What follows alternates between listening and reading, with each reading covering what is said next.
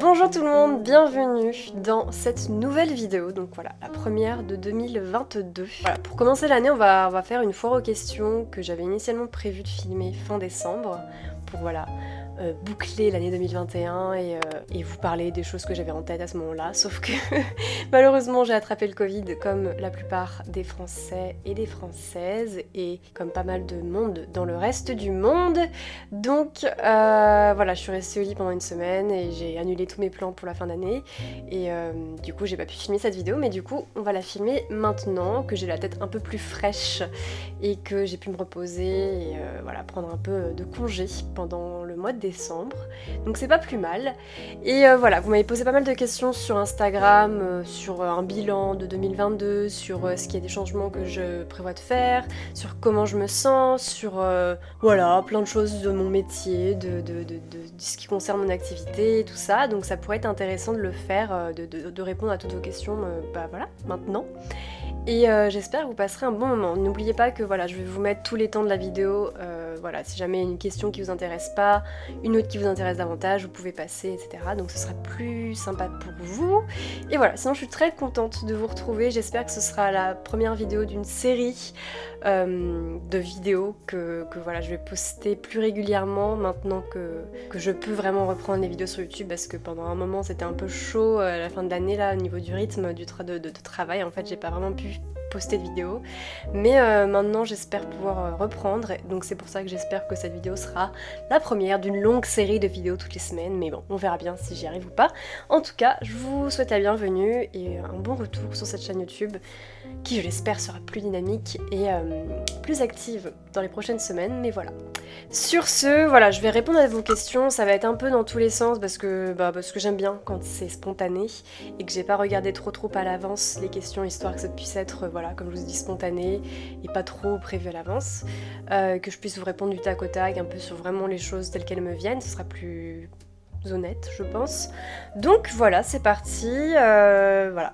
On va commencer par une question assez générale à laquelle j'aime bien répondre quand je fais ce type de vidéo, en fait, parce que ça permet de se rendre compte un peu de l'état d'esprit général dans lequel je me trouve. Donc voilà, cette question, c'est tout simplement: comment vas-tu en ce moment? Vous m'aviez posé la question au mois de décembre, maintenant on est au mois de janvier. Si j'avais répondu au mois de décembre, je vous aurais dit que j'étais fatiguée et que j'étais contente de pouvoir enfin me reposer et prendre un peu de congé dans mon travail, parce que ouais, le mois de novembre, enfin en gros depuis septembre, c'était très intense dans mon activité et j'en suis très reconnaissante, mais c'est vrai que ça fait du bien de pouvoir se poser aussi, et voilà, du coup j'étais très fatiguée à la fin de l'année et je sentais que vraiment je pouvais plus travailler, j'avais plus d'énergie pour travailler, en tout cas au rythme auquel je travaillais avant en fait. Donc j'ai vraiment pris le mois de décembre de manière à ce que je puisse me reposer, donc j'ai travaillé mais à un rythme beaucoup plus lent et j'ai vraiment pris du temps pour moi et ça m'a fait du bien. Donc voilà, aujourd'hui, comment je vais en ce début d'année 2022? Je vais bien, je suis très heureuse et très contente de pouvoir reprendre le travail de manière convenable et officielle, on va dire plutôt, parce que du coup ça m'a un peu manqué de pas pouvoir vraiment être comme je le suis d'habitude dans mon environnement de travail, parce que vraiment les calendriers de l'Avent ça a tout bousculé un peu, et voilà, je remets un peu en question le fait de faire des calendriers de l'Avent l'année prochaine. C'est un projet que j'aime beaucoup faire, mais si vraiment je veux le faire, il faudra vraiment que je le fasse en temps et en heure, et du coup en avance, parce que je ne veux plus vraiment travailler de manière aussi condensée et intense en fait. Je trouve ça assez malsain et je trouve que ça a des répercussions aussi sur les autres plans de ma vie, que ce soit la vie sociale, la vie de famille et même la vie de travail. En fait, la vie professionnelle ça impacte sur tout, donc j'aimerais bien que ce soit plus homogène, je sais pas comment dire, plus harmonieux en fait quand je travaille, et que ce soit moins un rythme tranquille puis d'un coup un rythme hyper intense et condensé, puis un rythme tranquille ou un rythme pas mal intense et d'un coup très intense. Enfin vraiment j'aimerais éviter au maximum de travailler de manière trop intense, parce que je trouve que ça a trop de répercussions après, et après j'ai du mal à me remettre et ça me prend du temps pour me remettre au travail efficacement et correctement, alors que j'aime travailler, j'aime mon travail et tout. Donc voilà, je remets un peu en question le calendrier de l'Avent, tout ça, parce que voilà, pas pour toutes ces raisons en fait. Bien que j'adore ce projet, il faut vraiment que je réfléchisse à une manière de le faire correctement, parce que j'ai pas envie de frôler le burn-out à chaque fois en fait, et de me retrouver complètement KO à la fin de l'année. donc voilà, mais du coup en ce début d'année ça va va très bien. Faut juste que je reprenne un peu mes marques au niveau du travail, mais vraiment je suis très contente. J'aimerais vraiment reprendre davantage l'illustration, dessiner davantage, créer davantage, faire plus de place à la création dans mon quotidien, parce que je trouve que ça manque un peu trop à mon quotidien. Et sinon, je suis très heureuse parce que j'ai pu faire un marché de Noël au mois de décembre qui s'est super bien passé. Ça a été vraiment un super bel événement, une superbe expérience en fait, de rencontrer comme ça des collègues de travail, de rencontrer des abonnés, de rencontrer des clients, vraiment en physique, tu vois. Et d'être dans un groupe comme ça, dans un événement comme ça, c'est très enrichissant et ça m'a fait beaucoup de bien. Donc voilà, c'est quelque chose auquel j'aspire pour l'année 2022, de faire davantage de marchés aussi. Donc ça va super et j'espère que vous ça va bien, et si c'est pas trop le cas, je vous envoie tout mon courage. C'est normal de pas toujours être au top et la vie n'est pas toujours top non plus. J'espère que voilà, avec la nouvelle année, vous vous mettez pas trop la pression de faire un bilan hyper positif et riche de cette année 2021, parce qu'on n'a pas tous toujours des très belles années. La vie elle est faite de haut et de bas et c'est un spectre dans tous les cas, c'est jamais tout blanc ou tout noir. Donc voilà, j'espère que vous avez conscience que ce qu'on voit sur les réseaux sociaux n'est pas forcément représentatif de la réalité, et que vous parvenez à vous distancier un peu de ça si jamais vous vous rendez compte que ça peut vous influencer un peu de manière négative. Parce que qu'on le veuille ou non, malheureusement ce qu'on voit sur les réseaux sociaux, ça peut vraiment influer sur notre manière d'appréhender le monde, qu'on le veuille ou non. Vraiment c'est une forme de consentement qui n'est pas tout à fait établie, je trouve, avec les réseaux sociaux, puisqu'on a tendance à voir beaucoup de choses auxquelles on n'a pas forcément donné notre consentement, et du coup ça peut vraiment nous... Je trouve qu'il y a plein de choses qui sont pas toujours très saines avec les réseaux, donc c'est pour ça que je vous fais ce petit mot, histoire que voilà, vous sachiez que voilà, la vie c'est la vie, et bref. J'espère que vous allez bien en tout cas, et si c'est pas le cas, je vous envoie tout mon courage et j'espère que vous vous remettrez. En tout cas, je suis derrière vous et je pense fort à vous. Voilà, c'était une longue réponse. Pour la question numéro 2, je vais revenir un peu rapidement sur une question qu'on m'a posée, qui est quel est mon parcours, quel a été mon parcours pour devenir illustratrice.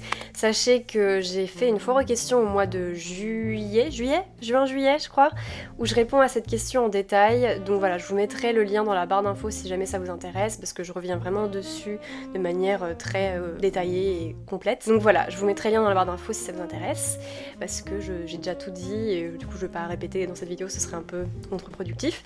Mais voilà, on m'a ensuite demandé de faire une sorte de comparatif entre l'année 2021 et l'année 2020, oula, j'ai du mal à parler, parce que l'année 2020 c'est l'année dans laquelle je me suis lancée comme illustratrice, et l'année 2022 c'est ma deuxième année civile, on va dire, parce que c'est pas tout à fait ma deuxième année, mais civilement c'est deuxième année, en tant qu'illustratrice. Donc voilà, je trouve ça intéressant de faire un petit comparatif en 2-3 points, parce que globalement l'année 2020 ça a vraiment été une année de nouvelles expériences, même si ça a été l'année où on a tous été confinés et tout. Paradoxalement pour moi ça a été une année où j'ai fait pas mal de nouvelles choses, où je me suis lancée dans l'illustration, où j'ai été dans de nouvelles expériences, dans de nouvelles manières de vivre, et ça a vraiment été une année de nouveautés en fait, 2020, j'ai du mal.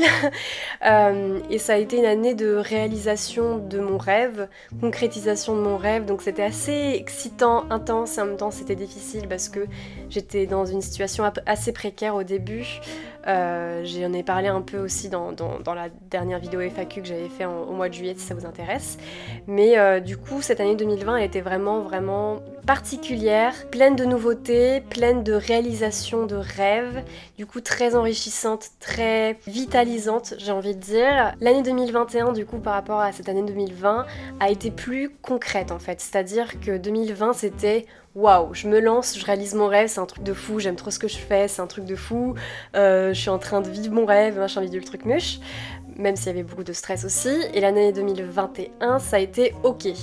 Maintenant je me suis lancée, ça se développe plutôt bien, ça fonctionne plutôt bien. Maintenant concrètement comment on fait pour vivre de ce métier, comment on fait pour développer cette activité, qu'est-ce que ça engage, qu'est-ce que ça signifie, quelles sont mes responsabilités, comment je peux apprendre à gérer cette nouvelle activité que je ne connais pas, tout ce qui est administratif, fiscal et tout. Enfin vraiment ça a été une année de concrétisation, on va dire, au niveau de ma maturité dans ce travail. Je suis passée au-delà du stade de waouh, je réalise mon rêve, au stade de maintenant on va apprendre à savoir comment gérer une activité de ce genre en fait. Et ça demande vraiment des responsabilités qui sont quand même assez importantes. Et du coup, qui dit responsabilité dit aussi un certain poids à porter sur ses épaules, surtout quand on est seul dans ce type d'activité, voilà. Donc ça a été vraiment une année de maturation, j'ai envie de dire, où j'ai vraiment dû apprendre à apprivoiser cette activité, à comprendre comment ça fonctionne, à comprendre comment l'administratif fonctionne, à comprendre les charges, les cotisations, comment mettre de côté, comment gérer mon argent, comprendre ce que je gagne vraiment sur mon chiffre d'affaires, combien de dépenses je fais tous les mois. Donc voilà, ça a été une année très enrichissante, pas toujours simple, mais très enrichissante dans le sens où du coup j'ai l'impression de m'en sortir vraiment plus mature et plus apte du coup à continuer dans cette activité parce que voilà, je savais que ça allait être un moment par lequel j'allais devoir passer, que d'apprendre tout ça en fait, et je commence à apprendre. J'ai commencé en 2021 et je continue, voilà, il y a encore énormément de choses que je dois apprendre dans cette activité de freelance, mais en tout cas je ressors de cette année 2021 avec bien plus de compréhension et de compétences je pense que 2020. Donc voilà, mon petit bilan rapidement comme ça. On continue avec la prochaine question qui est: est-ce que tu aimerais travailler avec quelqu'un? Est-ce que tu aimerais avoir plus de compagnie dans ton travail? Avoir quelqu'un pour t'aider au quotidien? Alors la réponse est oui, globalement oui. C'est vrai que l'année 2021 s'est soldée par pas mal de sentiments d'impuissance par rapport à tout le travail qui m'était demandé, surtout à la fin de l'année.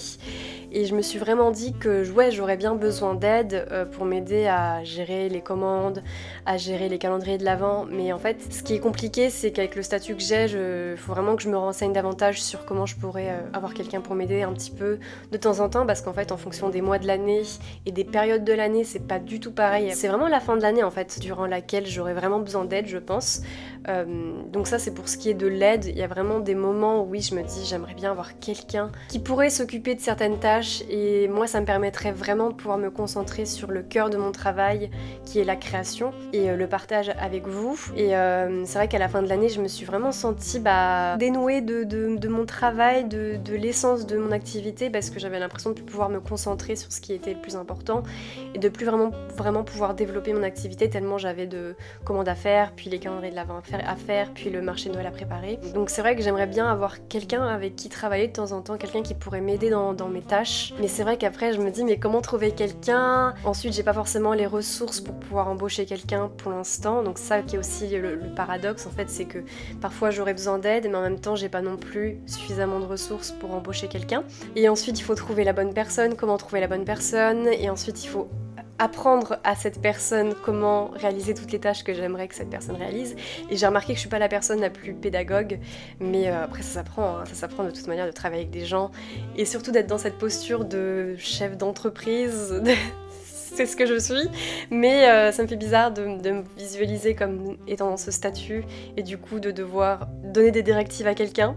Mais voilà, c'est quelque chose qui arrivera forcément un jour, juste je ne sais pas trop encore quand, mais en tout cas un jour ça viendra. Voilà, on croise les doigts pour que je puisse être aidée et trouver quelqu'un et comprendre les démarches, etc. Sinon, est-ce que j'aimerais travailler avec quelqu'un plus du type avoir de la compagnie dans mon travail, dans mon activité, rencontrer davantage de personnes de mon cercle d'activité, ce genre de choses. C'est vraiment quelque chose dont je me suis rendu compte avec le marché de Noël. Ça m'a fait un bien fou en fait, le marché de Noël, parce que comme je vous l'ai dit, j'ai vraiment rencontré des collègues de travail en fait. Et ce qui était super, c'est qu'aussi, en fait, il y avait plein de marchés de Noël à ce moment-là, auxquels plein d'illustrateurs et d'illustratrices participaient, avec lesquels je suis un peu en contact sur Instagram. Et du coup, on en parlait entre nous, et j'ai vraiment senti cette impression d'appartenir à quelque chose, d'avoir des collègues de travail, et c'est quelque chose que j'avais jamais ressenti en fait jusque-lors dans mon activité, parce que c'est quand même assez solitaire, en tout cas pour l'instant. Et du coup ça m'a fait vraiment du bien de me rendre compte que je pouvais partager ça avec d'autres personnes, que j'étais pas seule dans mon coin, et qu'en fait il y avait j'avais potentiellement plein de collègues avec qui travailler, avec qui échanger, et c'était très excitant. Et du coup, c'est quelque chose auquel j'aspire effectivement, d'échanger davantage avec des collègues de travail, de les voir, de travailler avec eux. J'aimerais vraiment faire ça davantage. Et voilà, il faudrait que je fasse peut-être un peu plus de démarches, que j'aille les contacter pour leur dire «Hey, salut, tu voudrais qu'on se voit et qu'on travaille ensemble?» Je sais pas. Mais en tout cas, c'était vraiment cool ce marché de Noël, ça m'a fait vraiment un bien fou. Et ouais, je me sens vraiment un peu entourée de plein de collègues en fait, et ça fait du bien. Quand on est dans un métier comme ça où on a tendance à passer pas mal de temps seul, ça fait du bien en fait de se rendre compte qu'on appartient à un groupe de personnes qui appartiennent à la même activité, tu vois, et qu'en fait on peut se comprendre entre nous et tout, c'est vraiment génial. Donc voilà, c'était très cool. Et j'espère que ça continuera ainsi, du coup on pourra échanger, se former un petit groupe et tout, c'est trop cool. Voilà. Prochaine question à laquelle j'avais, je crois, à peu près répondu dans mon ancienne FAQ, mais j'ai envie d'y répondre aujourd'hui, parce que c'est une question qui, je pense, pourrait se poser en fait tout le temps. C'est la question, penses-tu avoir réellement trouvé un style créatif qui te correspond, ou crois-tu qu'il n'est pas encore tout à fait trouvé à 100%, dans le sens où il peut encore évoluer pour te correspondre encore mieux, et ton travail est sublime. Merci beaucoup pour ce beau compliment. Alors la question du style, c'est toujours quelque chose qui est en mouvement, qui n'est pas figé en fait. Et l'autre jour, j'en parlais sur ma page Patreon, j'ai fait un article en fait où je demandais à mes abonnés quelle était la partie de leur processus créatif la plus difficile à leurs yeux. Parce qu'en fait moi j'ai remarqué que dans mes illustrations, quand je crée une illustration, il y a une partie du processus qui est vraiment beaucoup plus compliquée que l'autre. Et cette partie, c'est la colorisation. Et j'en ai fait tout un article où j'ai expliqué un peu mes difficultés et ce qui me traversait l'esprit quand je crée et tout, si jamais ça vous intéresse. Je peux vous mettre le lien dans la barre d'infos. Il est accessible dès le premier abonnement à 2€. Ce que je trouve pas facile en fait, c'est que j'arrive, je trouve, pas mal à faire des croquis. C'est pas forcément toujours simple de commencer sur une page blanche une nouvelle illustration, ça peut être très intimidant, ça fait toujours peur en fait de voir une page blanche comme ça, tu te remets un peu en question parfois, enfin surtout moi en tout cas parce que j'ai pas vraiment de formation dans le dessin, enfin vraiment je pars de rien, j'ai pas vraiment de les bases en fait, je fais vraiment juste les choses comme elles me viennent. Mais je trouve que ça va en fait. J'arrive souvent à bien faire le croquis, c'est souvent un moment que j'aime beaucoup, faire le croquis d'une illustration parce que je trouve ça simple par rapport à la colorisation où en fait il faut que tu mettes au monde ton illustration. Parce qu'il faut que tu lui donnes plein de couleurs, toute une colorimétrie, il faut que tu lui donnes plein de textures, plein de lumières différentes et j'ai l'impression qu'à partir d'un croquis, tu pourrais faire tellement d'illustrations différentes. Si jamais tu donnes un croquis à plein d'illustrateurs et d'illustratrices, tu leur dis ok maintenant vous faites la colorisation, vous coloriez, enfin vous mettez les couleurs, les textures, les lumières. J'ai l'impression que tu pourrais obtenir vraiment un résultat, mais 10 000 résultats en fait. Et du coup, souvent je suis très intimidée en fait par cette étape de la création parce que j'ai l'impression que je pourrais faire l'illustration de tellement de manières différentes parce que il y a plein de styles que j'aime vraiment énormément, auprès desquels je m'inspire, voilà, parce qu'il y a plein d'illustrateurs et d'illustratrices que j'aime beaucoup, dont le travail m'inspire énormément et peut se retrouver aussi dans mes illustrations, je pense. Et il y a plein de choses qui m'épatent, qui me font me dire waouh, cette personne est talentueuse, j'aime trop la manière dont elle a utilisé le grain dans cette illustration, dont elle a utilisé sa palette de couleurs, dont elle a utilisé les textures, et ça m'inspire et ça me donne envie parfois de faire pareil. Vraiment parfois j'aimerais pouvoir avoir le style de telle personne parce que je me dis mais c'est trop bien ce qu'elle fait, tu vois. Et du coup c'est souvent à ce moment-là que je me rends compte d'à quel point j'ai envie que mon travail ressemble aussi au travail des autres, et ça peut aussi être un piège parce que à la fois ça peut être inspirant que de voir le travail des autres et de s'en inspirer, d'en être grandi, d'en être enrichi. À la fois ça peut être un peu un piège dans le sens où on se perd aussi soi-même et on perd un peu aussi sa fibre créatrice qui peut aussi être très impulsive et très spontanée. Et quand on se met à trop réfléchir aussi, enfin on peut réfléchir, mais parfois moi j'ai tendance à aller trop dans la réflexion et du coup ça devient très compliqué de faire cette étape de la colorisation parce que je suis trop en train de me dire mais non c'est pas ça que je voulais que ça ressemble à ça. Alors qu'en fait mon style c'est mon style, tu vois. Donc je pense qu'il y a une partie de mon style que je peux contrôler qui relève vraiment de ce vers quoi j'aimerais tendre au niveau de mon univers créatif, ce vers quoi j'aimerais aller, et en même temps je pense qu'il y a une part de moi qui est juste primitive, qui est juste telle qu'elle est. Ça fait partie de qui je suis et je pense que je peux rien changer par rapport à ça. Et c'est un peu la patte de moi qu'on retrouve dans toutes mes illustrations. C'est le truc que je peux pas changer, je sais pas si c'est très clair ce que je dis. Du coup je suis toujours dans ce truc là de en même temps j'aime bien ce que je fais, en même temps j'aimerais que ce soit différemment. Et je pense que je serai probablement souvent dans cette situation-là. En tout cas, je pense que mon style n'est pas prêt d'être terminé, de terminer son développement. Je sais pas si ce sera le cas un jour. Mais en tout cas, en ce moment, je suis dans ce truc-là j'essaie d'apprendre à m'écouter, à être plus tranquille quand je crée, plus simple.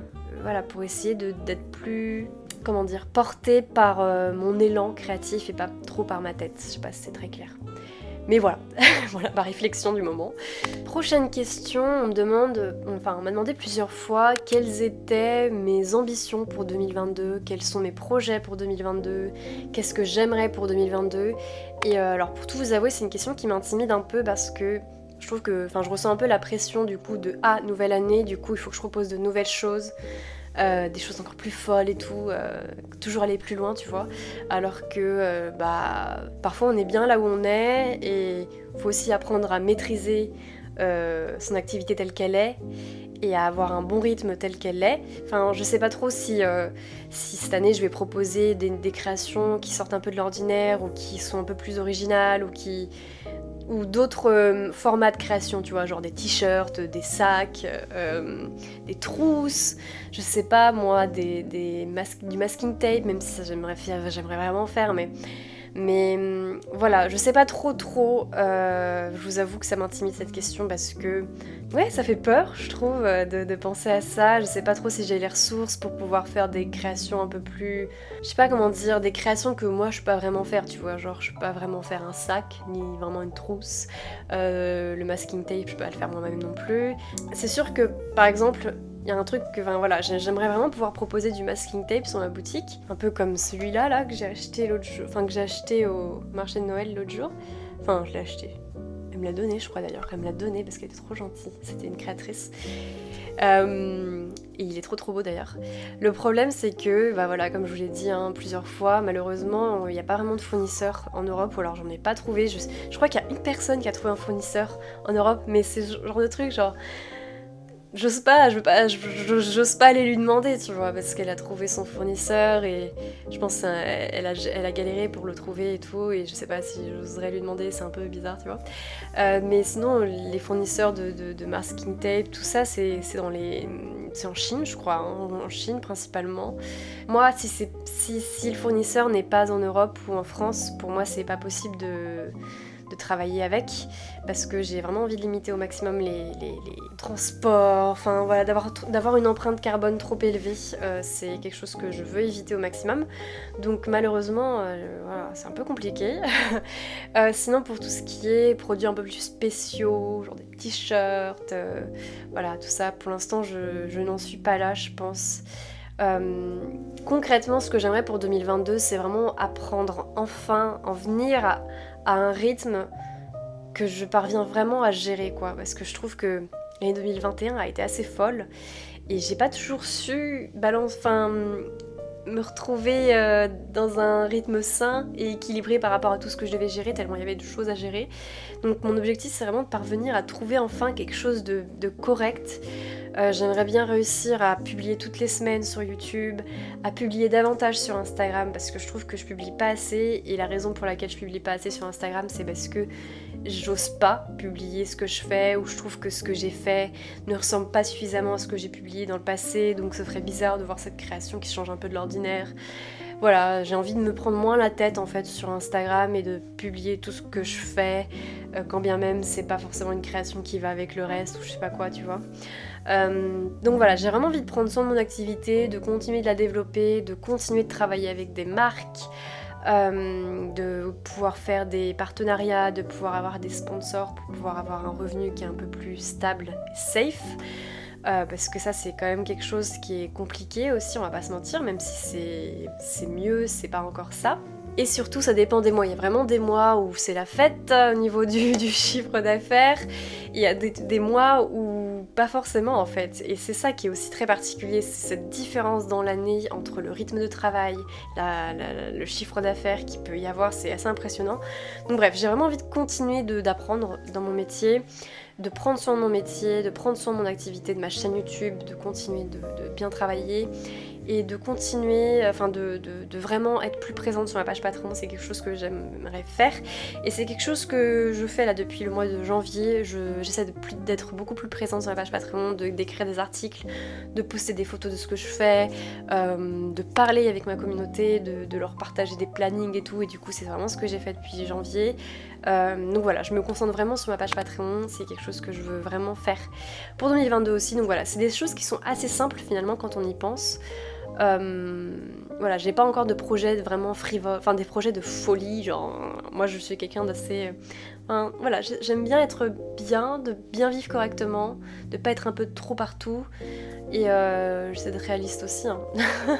mais voilà, et je voulais dire quelque chose, ah oui, sinon...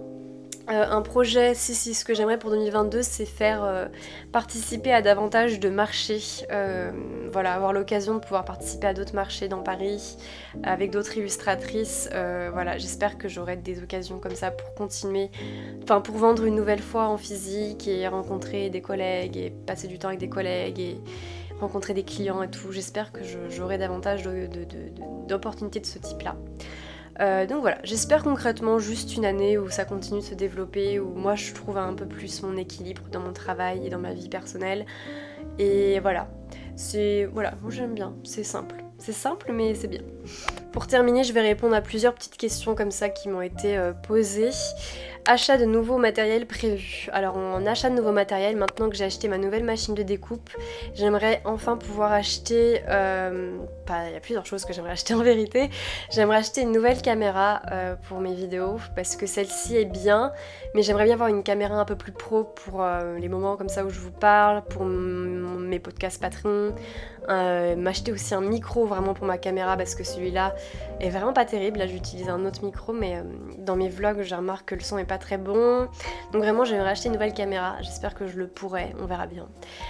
Et sinon j'aimerais aussi m'acheter une nouvelle imprimante parce que l'imprimante que j'ai est superbe mais elle consomme beaucoup trop d'encre et du coup voilà, j'aimerais vraiment acheter une imprimante qui est vraiment bien au niveau de la qualité mais qu'on peut remplir avec des bidons d'encre plutôt que des cartouches parce que ça fait trop de déchets et l'imprimante que j'utilise elle utilise trop d'encre trop rapidement et c'est vraiment pas très bon pour l'environnement.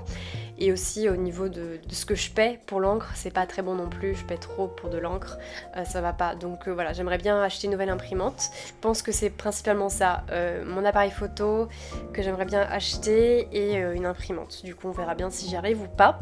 On me demande comment va Polly. Polly va très bien, elle est juste à côté de moi puisque elle m'a piqué ma chaise de bureau, donc moi j'en ai pris une autre. Voilà, elle va très bien, voilà, c'est Polly quoi, c'est la star de la ville, c'est la star de l'appartement. Elle est trop chou, elle aime bien être brossée avec sa brosse. Mais attention, c'est elle qui décide quand ça s'arrête. Elle est en train de kiffer quand je suis en train de la brosser. 2 secondes plus tard, elle est en train de me mordre parce que voilà, faut que ça s'arrête, c'est elle qui a choisi. Elle vient me réveiller tous les matins en ronronnant, mais pareil, après elle finit par me mordre.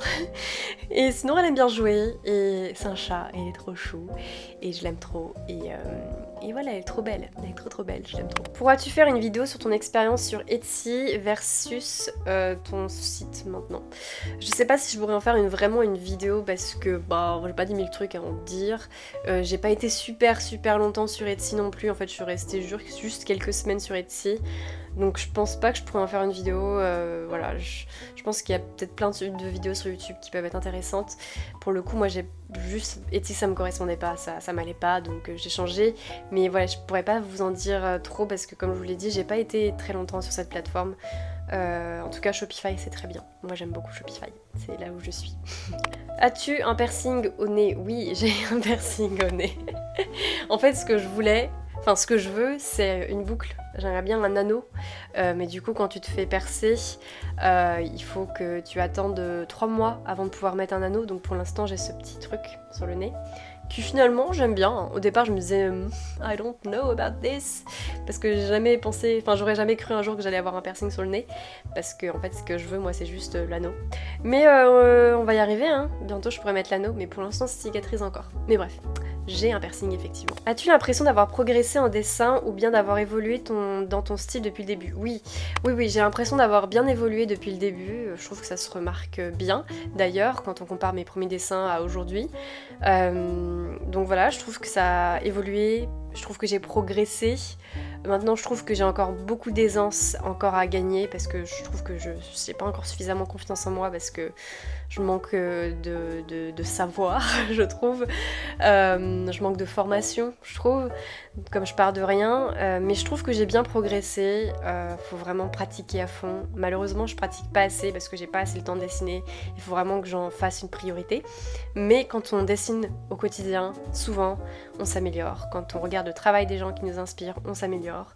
Et progressivement, on s'améliore. Mais oui, j'ai encore plein de progrès à faire, mais en tout cas, je trouve que j'ai bien progressé depuis le début et j'aime davantage ce que je fais aujourd'hui que ce que je faisais avant. Vraiment, je préfère ce que je fais aujourd'hui. Enfin voilà, du coup, ça va être la fin de cette foire aux questions parce que j'ai l'impression que j'ai pris pas mal de temps à répondre à pas mal de questions. C'était vraiment cool de passer ce moment avec vous. J'espère que ça vous a intéressé, que ça a été enrichissant pour vous et intéressant. Et voilà, sachez que je suis en train de filmer un studio vlog en ce moment, donc il y aura un studio vlog qui viendra dans un avenir proche. Et voilà, n'hésitez pas à me dire ce que vous aimeriez voir comme vidéo sur ma chaîne YouTube, parce que du coup, comme je vous ai dit, j'ai vraiment envie de faire des vidéos plus régulièrement là prochainement. Donc si jamais vous avez des recommandations, n'hésitez pas, j'ai failli faire tomber mon portable. Voilà, sur ce, je vous embrasse, je vous souhaite une très belle soirée, une très belle journée, une très belle vie. Et on se retrouve très prochainement. Bisous!